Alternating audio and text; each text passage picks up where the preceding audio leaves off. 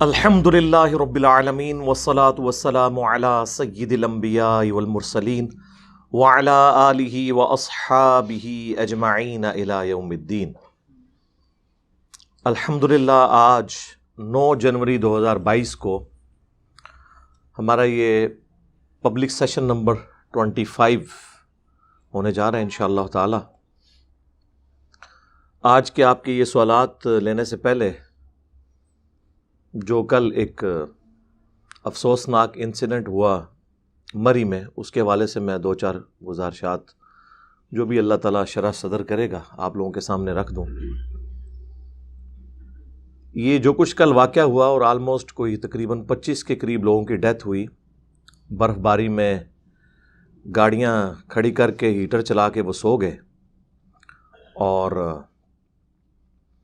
اس کی وجہ سے جب آپ نے شیشے چڑھائے ہوئے ہوں، ہیٹر اندر چل رہا ہو، اتنے سارے لوگ بھی موجود ہوں، تو آلموسٹ وہ ایئر ٹائٹ ہو جاتا ہے۔ جتنی آکسیجن اندر موجود ہے وہ تو یوز ہو جائے گی، اس کے بعد تو آکسیجن باقی نہیں رہے گی۔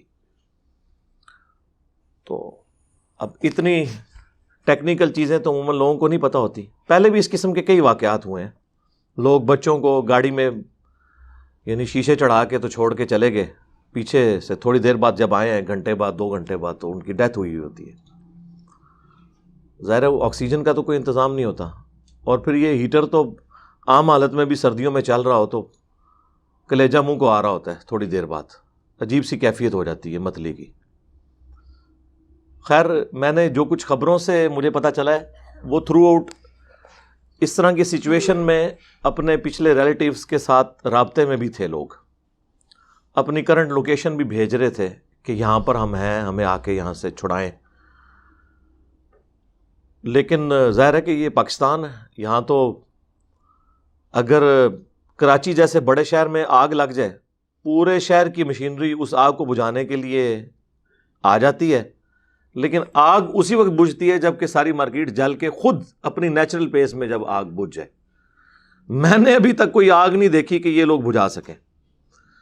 باقی سیفٹی میئرز جو ہیں دکانوں کے اوپر، مارکیٹس کے اندر آگ بجھانے والے انسٹرومنٹس باقاعدہ طور پر، پھر ان کو دیکھنا کہ ان کی ایکسپائری ڈیٹ تو نہیں کہیں ہو چکی، یہ ساری چیزیں یہاں تو کوئی اس طرح کا رواج ہی نہیں ہے۔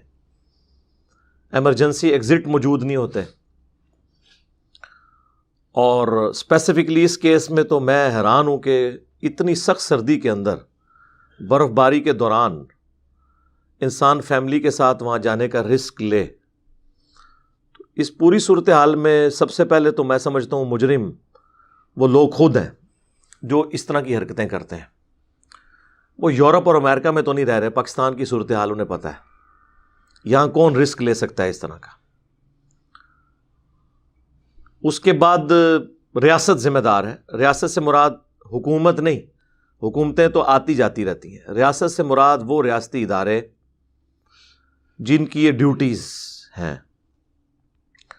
اس میں آپ ٹریفک پولیس کو بھی لے سکتے ہیں، اسی طریقے سے تحصیل میونسپل کمیٹیاں جو ہیں ان کو لے سکتے ہیں، جن کی پرائمری رسپانسبلٹی ہوتی ہے کسی بھی علاقے کے اندر کیٹاسٹرافک کنڈیشن کو دیکھنے کی۔ فوج اس میں اس لیے نہیں آتی کہ فوج کو تو جب تک سویلین حکومت طلب نہ کرے اس وقت تک اس نے آنا نہیں ہوتا۔ پہلے تو ان لوگوں نے، یہ فرنٹ لائن کے اوپر تو یہی لوگ ہوتے ہیں۔ پھر پاکستان میں یہ بھی صورتحال ہے کہ اگر کوئی ٹریفک پولیس والا کسی کو روک دے کہ بھئی آپ نے آگے نہیں جانا، آگے خطرہ ہے، تو کوئی اپنا کارڈ دکھا کے، کوئی کسی کو فون کروا کے، اور کوئی کسی کو کسی کی دھونس لگا کے وہ آگے چلا جاتا ہے۔ یہی آپ یورپ اور امریکہ میں ہوں اور قانون ہو تو پرائم منسٹر کی بھی مجال نہیں ہے کہ وہ اس باؤنڈری کو کراس کر کے آگے جا سکے۔ یہاں تو ہر بندہ ہی بادشاہ ہے، آپ کو پتہ ہے۔ تو ریاست اس اعتبار سے مجرم ہے کہ وہ اس طرح کی سختی نہیں کرتی، اور پھر یہ بہانے کرتے ہیں کہ جی لوگ قابو میں نہیں آتے۔ لوگ آ جاتے ہیں میرے بھائی قابو میں، آپ لانے نہیں چاہتے ان کو، کیوں نہیں آئیں گے وہ قابو میں؟ اور تیسرے نمبر پہ پھر حکومت کا بھی یہ کام ہے، کم از کم ایک جوڈیشل کمیشن بنا کے یہ پوری تحقیق کی جائے اس پورے ایشو کی، لوگوں کو سزا دی جائے، تاکہ ایک پریسیڈنٹ سیٹ ہو آئندہ کے اس طرح کے واقعات کو ہم اوائڈ کر سکیں۔ جنہوں نے دنیا سے جانا تھا وہ تو چلے گئے، وہ تو اتنی دردناک ویڈیوز ہیں، یقین کریں جب مجھے کل دکھائیں بھائیوں نے، میرے بھی اپنے 4 بچے ہیں، آلموسٹ انہی عمروں کے ہیں، تو انسان کا کلیجہ منہ کو آ جاتا ہے ایک بار یہ ساری صورتحال دیکھ کے۔ تھوڑی دیر پہلے وہی بچے جو ہیں وہ اس طرح کی ویڈیوز ان کی، وہ کتنے ہنسی خوشی جا رہے ہیں ان میں سے، بلکہ وہ ان کا والد ایک بچے سے پوچھتا ہے ہاں جی ادھر ہی رہنا یا واپس جانا ہے، تو انہوں نے کہا جی ہم نے واپس نہیں جانا۔ میں نے کہا پتہ نہیں کوئی قبولیت کی گھڑی تھی، وہ واپس پھر آئے کوئی نہیں ہے۔ تو انسان ایک بار ہل جاتا ہے۔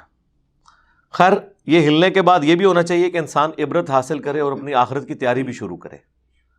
صرف اس طرح کے واقعات کو دیکھ کر اس طرح کی ویڈیوز شیئر کروا کے سنسنی پھیلانے کی ضرورت نہیں ہے، بلکہ آپ نے اس سے عبرت حاصل کرنی ہے کہ کسی شخص کو موت کے منہ میں جانے کے لیے 60 سال کی عمر تک پہنچنا یا 70 سال کی عمر تک پہنچنا ضروری نہیں ہے، کسی بھی وقت موت آ سکتی ہے اور اس کا ایک وقت مقرر ہے۔ باقی جو مس ہینڈلنگ ہوتی ہیں وہ اپنی جگہ، لیکن موت بہرحال ہر شخص کی ہے، ہر شخص کا دنیا سے ایگزٹ ہے۔ کسی نے روڈ ایکسیڈنٹ میں مرنا ہے، کسی نے ہارٹ فیلئر سے مرنا ہے، کسی نے کڈنی فیلئر سے مرنا ہے، کسی نے ایئر کریش میں مرنا ہے، کسی نے شیر کے پیٹ میں جا کے اس کی قبر بننی ہے۔ ہر شخص نے دنیا سے جانا ہے، لیکن اس طرح کے جو واقعات ہوتے ہیں یہ ایٹ لیسٹ عبرت ہو جاتے ہیں باقی لوگوں کے لیے کہ اپنی موت کی تیاری کر لیں۔ بعض اوقات شیطان یہ بھی وسوسے دلاتا ہے کہ یہ چھوٹے چھوٹے بچوں کا کیا قصور تھا، اللہ نے موت کیوں دے دی۔ میرے بھائی روزانہ اپنی نیچرل پیس میں بھی 1 گھنٹے میں 6000 کے قریب لوگ مرتے ہیں، آلموسٹ آپ سمجھ لیں 1.5 لاکھ کے قریب 24 گھنٹے میں۔ ان میں سے بھی 30,000 سے زیادہ مسلمان ہوتے ہیں جو اپنی نیچرل ڈیتھ میں مرتے ہیں۔ روزانہ اتنے لوگوں نے مرنا ہوتا ہے۔ ہاں کبھی کہیں پہ زلزلہ آ جائے، ایک دن کے اندر 50,000 بعض اوقات 1 لاکھ تک لوگ مر جاتے ہیں۔ لوگ کہتے ہیں جی یہ ایک دم اتنے بندے مر گئے، وہ ایک جگہ پہ اتنے بندے مرے نا، ادروائز 1.5 لاکھ بندہ تو روزانہ ہی ویسے مر رہا ہے۔ تو اس طرح کی جو اموات ہوتی ہیں نا، کسی ایک خاص علاقے کے اندر جو بھیانک موت ہے وہ اس پورے علاقے کے لیے ڈیٹرنس ہو جاتی ہے، عبرت ہو جاتی ہے۔ اسی طریقے سے کسی ملک کے اندر کوئی بڑا واقعہ ہو جانا پورے ملک کے لیے، باہر کی دنیا کے لیے عبرت ہو جاتا ہے کہ انسان اپنی موت کی تیاری شروع کرے۔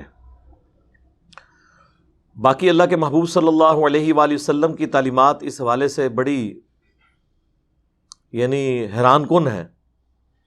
بخاری اور مسلم دونوں میں حدیث ہے، اللہ کے محبوب صلی اللہ علیہ وآلہ وسلم نے فرمایا ہے کہ رات کے وقت جب تم سو تو مشکیزوں کے منہ بند کر دیا کرو، برتنوں کو ڈھانپ دیا کرو اور چراغ بجھا دیا کرو۔ پھر آپ علیہ السلام نے فرمایا بعض اوقات چوہا اس چراغ کی بتی کو لے جاتا ہے اور سارے گھر والوں کو جلا کر راکھ کر دیتا ہے۔ آگ انسان کی دشمن ہے، شیطان بھی آگ سے بنا ہے نا۔ تو بلکہ بخاری مسلم میں یہ آپ صلی اللہ علیہ وآلہ وسلم کے زمانے میں ایک واقعہ مدینہ شریف میں ہو گیا تھا، اسی طریقے سے وہ جو چوہا ہے وہ لے گیا تھا چراغ کی وہ جو بتی ہوتی ہے۔ آج کل تو چوہے اس طرح کی حرکتیں اس لیے نہیں کرتے کہ آج کل چراغ کے اندر جو تیل ہے وہ مٹی کا استعمال ہوتا ہے۔ اس زمانے میں چونکہ مٹی کا تیل دریافت نہیں ہوا تھا اور کھانے کا تیل ہی چراغ جلانے کے لیے زیتون کا، سرسوں کا استعمال ہوتا تھا، تو یہ تیل خوراک بھی ہے جانوروں کی، تو وہ اس بتی کے اندر چونکہ وہ تیل سے وہ لت پت ہوتی ہے، وہ بتی پھر وہ کھانے کے لیے لے جاتا تھا۔ آج کل اب مٹی کے تیل والی تو بتی نہیں لے کے جائے گا چوہا، وہ تو مر جائے گا۔ مٹی کا تیل تو اتنی خطرناک چیز ہے کہ آپ کسی بھی جراثیم کے اوپر پھینک دے تو وہ مر جاتا ہے۔ ویسے یہ بعض اوقات مرغیوں کو جوئیں پڑ جاتی ہیں نا، تھوڑا سا آپ مٹی کا تیل اس کے اوپر مل دینا، جوئیں مر جائیں گی۔ میں نے خود بھی تجربہ کیا ہے، لیکن تھوڑا زیادہ کر دیا تو مرغی بھی گئی۔ تو آپ صلی اللہ علیہ وآلہ وسلم نے یعنی اس لیول تک جا کے سمجھایا۔ اب یہ ایک بنیادی حدیث ہے بخاری اور مسلم دونوں میں، جس سے آپ کو کئی ایک رزلٹ مل رہے ہیں کہ آپ نے برتن جو ہیں یہ کھلے نہیں چھوڑنے ہیں. اس کے اندر آپ کو پتہ ہے کئی بار یہ دودھ کے برتن لوگ کھلے چھوڑ دیتے ہیں, اس کے اندر چھپکلی گرتی ہے, اور پھر جب وہ ابالتے ہیں بعد میں پتہ چلتا ہے اس وقت تک بچے پی چکے ہوتے ہیں, کتنے لوگ مرے ہیں. مشکیزوں کے منہ جو ہیں یہ بند ہونے چاہیے, اس میں کوئی کیڑا نہ گھس جائے. اسی میں آ جائے گا کہ آپ نے ٹوٹی کو ڈائریکٹ منہ لگا کے پانی نہیں پینا جب تک کہ آپ تھوڑا پانی کھول کے انشور نہ کر لیں کہ اس کے اندر کوئی کیڑا نہ بیٹھا ہوا ہو. اور آگ کو آپ صلی اللہ علیہ وآلہ وسلم نے فرمایا کہ یہ انسان کی دشمن ہے, شیطان بھی آگ سے بنا ہے.